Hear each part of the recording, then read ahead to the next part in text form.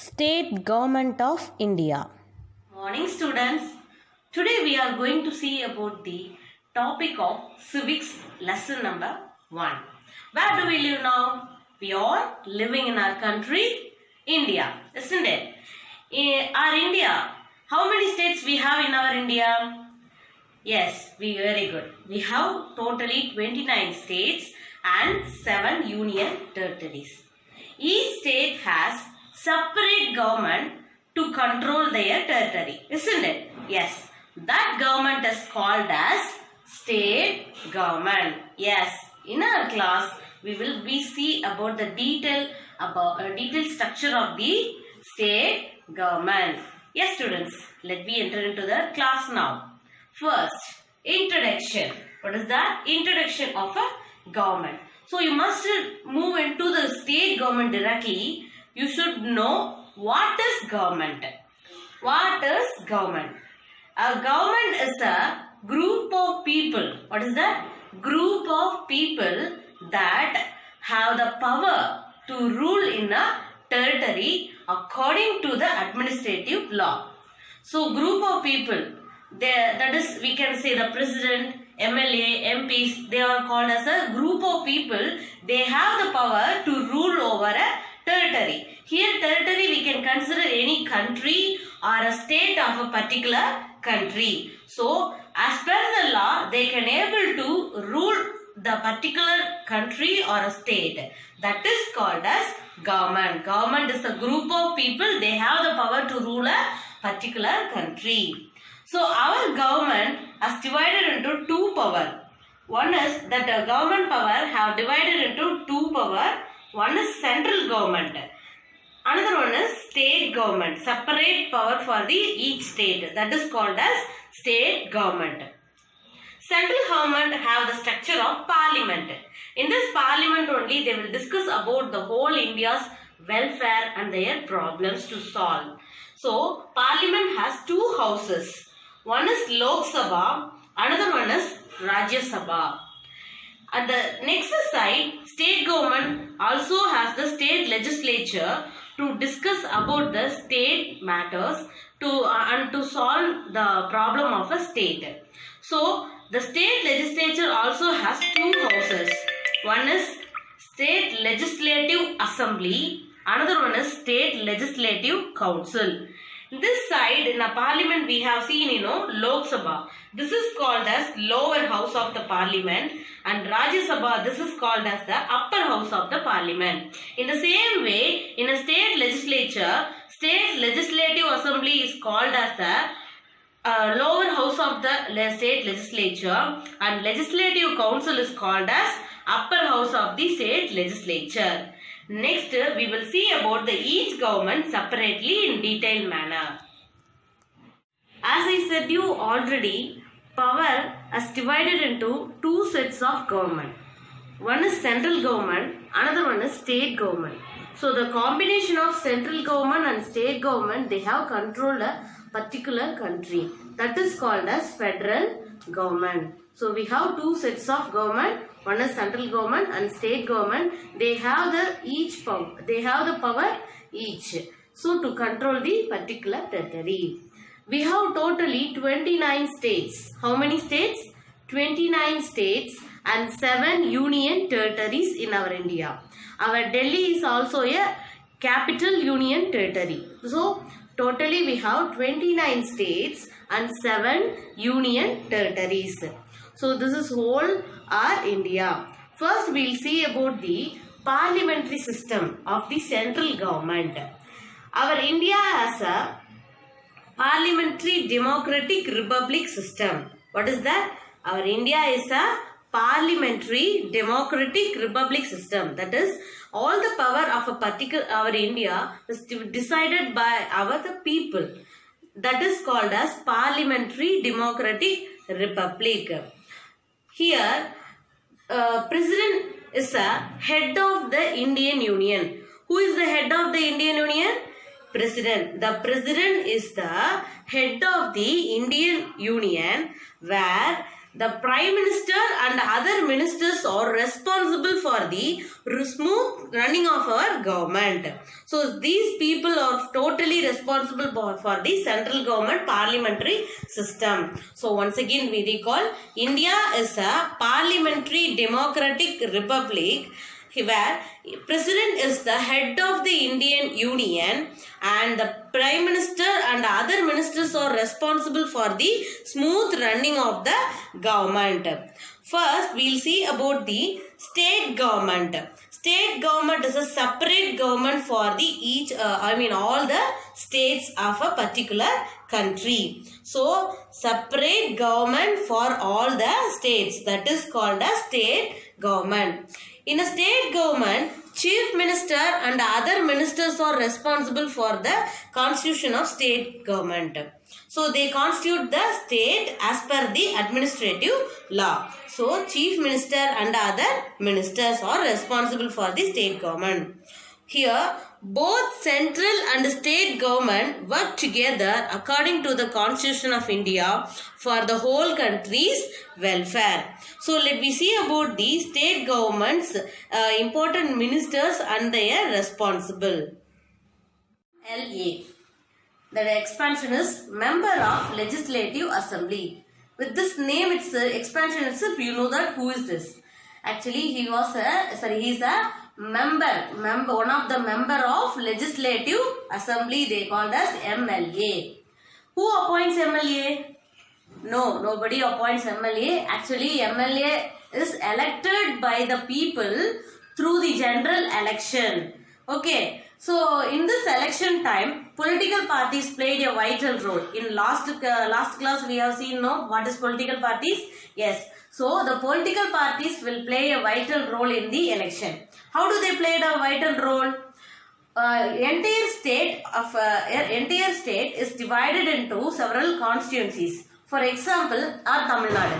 Our Tamil Nadu is divided into totally 234 constituencies. For each constituencies, political parties nominate one candidate to participate in this election.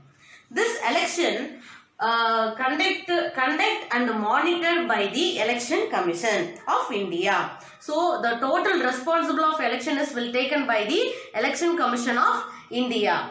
Then, who attain the age of 18 years, they have the right to put vote for the selection of MLA.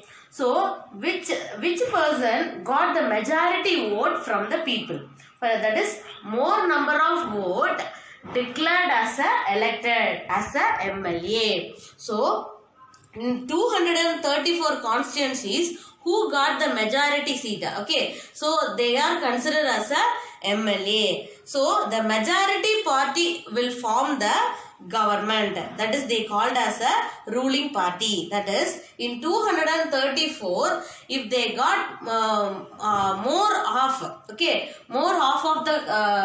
234 constituencies, they will consider as a ruling party. They will form the government.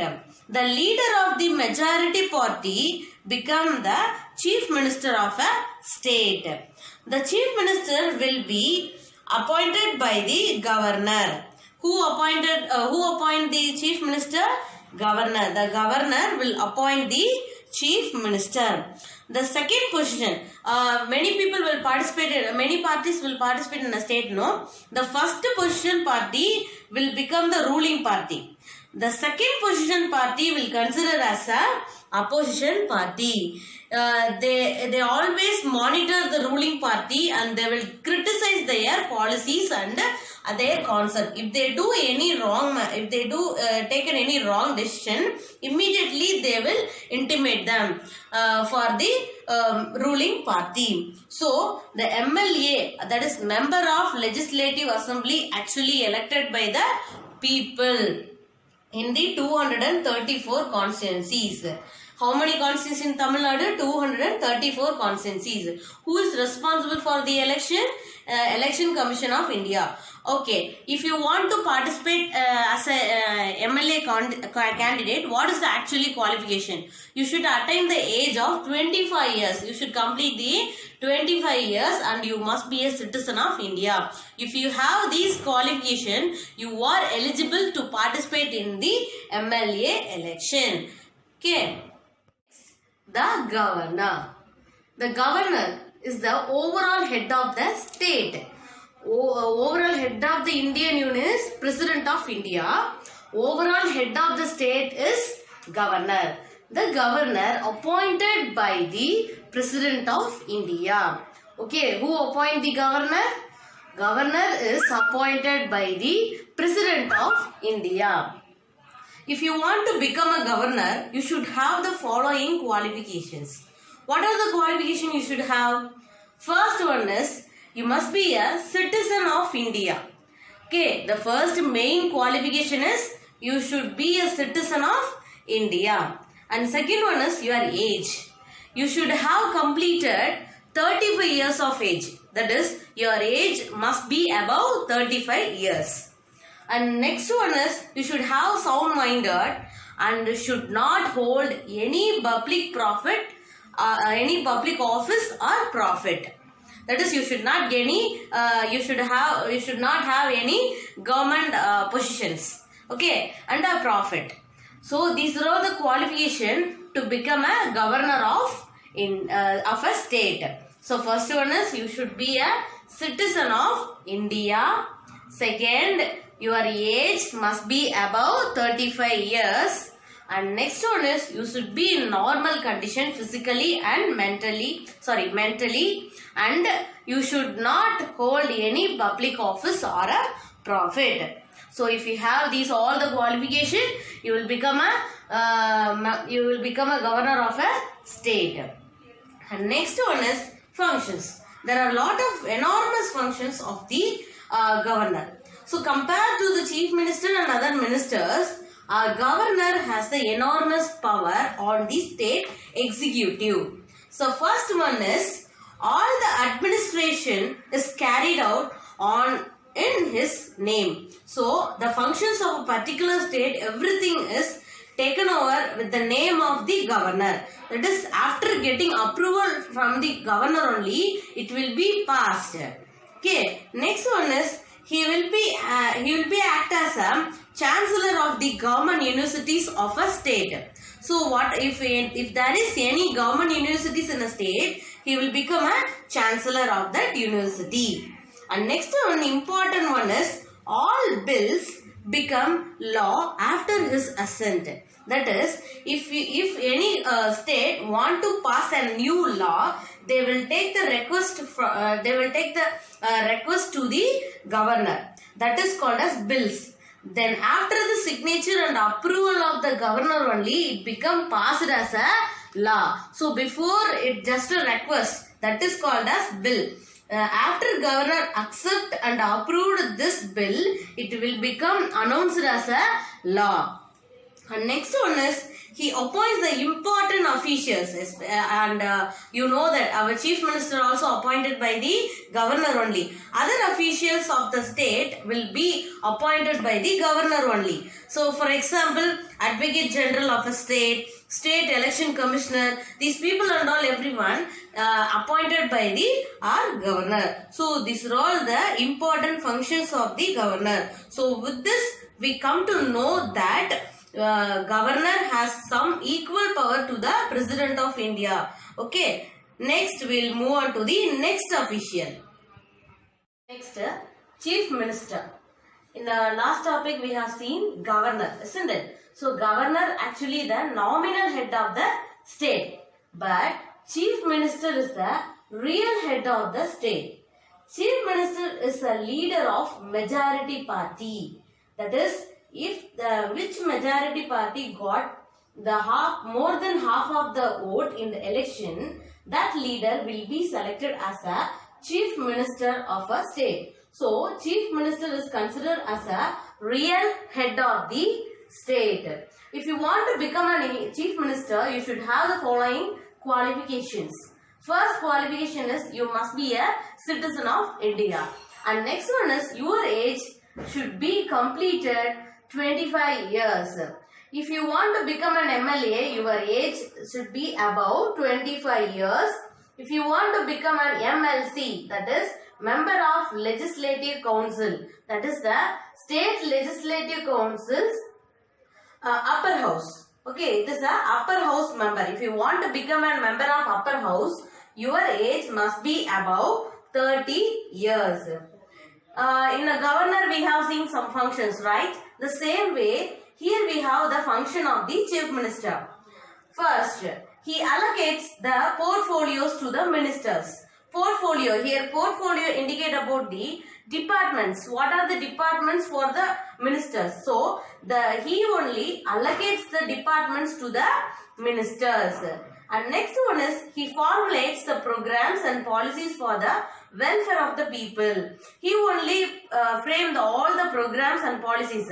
For example, in Tamil Nadu, if we have any problem in our state, our chief minister only will take all the decision, and he issued all the programs and policies to the state, isn't it? So, chief ministers only formulate program and policies for the welfare of the people. And next one is the Council of Ministers, the collectively responsible for the state legislature. So, the Council of Ministers under the control of Chief Minister only responsible for the state legislature. Okay, these are all the functions of the Chief Ministers. Once again, we recall it. Chief Minister is the real head of the state. He is the leader of the majority party, and his age should be above 25 years. And these are all the functions of Chief Minister. Next, organs of the government. The three main organs of the government are, first one is legislative, second one is executive, third judiciary. So first one is legislative, which makes the law. That is, if one country need any important new law, means everything will be created by the legislative department. And next one is executive. Executive will enforce the law. That is, the law which made by the legislative will be executed by the executive department. Third one is judiciary. Judiciary main role is it will interpret the law, which means interpreting means if the law is not suitable for the country, it immediately indicates to the executive and legislative. So, these three organs are main role in our country. So, what are the three main organs of the government? One is legislative, next one is executive, and third one is judiciary. Legislative makes the law, executive enforces the law, third one is judiciary interprets the law. In this judiciary department, High Court is the highest judicial organ of a state. Which is the highest judicial organ of the state? High Court. So, High Court is the highest judicial organ of a state. This High Court consists of Chief Justice and other judges. This Chief Justice is actually appointed by the President of India. Here maybe number of judges in the High Court is not in uniform and fixed. It may vary from one state to another state as per their convenience. So we can't able to say the actual number of judges in the particular court. So High Court is the judicial organ of a state, that is highest judicial organ of a state. It consists of Chief Justice and other judges. Number of judges in the High Court is not in uniform and fixed. It may vary from one state to another state. The Chief Justice is appointed by the President of India. Who appointed the Chief Justice of High Court? The Chief Justice of High Court is appointed by the President of India. What is the retirement age of the High Court Chief Justice? The retirement age of the High Court Chief Justice is 62 years. How many years? 62 years. The conflict between the in a state, everything is dealt by the High Court. And in this High Court is controlling all the district court and small other courts. Everything is under the control of High Court. If any problem not completed by the district court, it can able to completed by the High Court. And next one is last topic, Lok Adalat. Lok Adalat is a court for the people who cannot able to complete it through the High Court.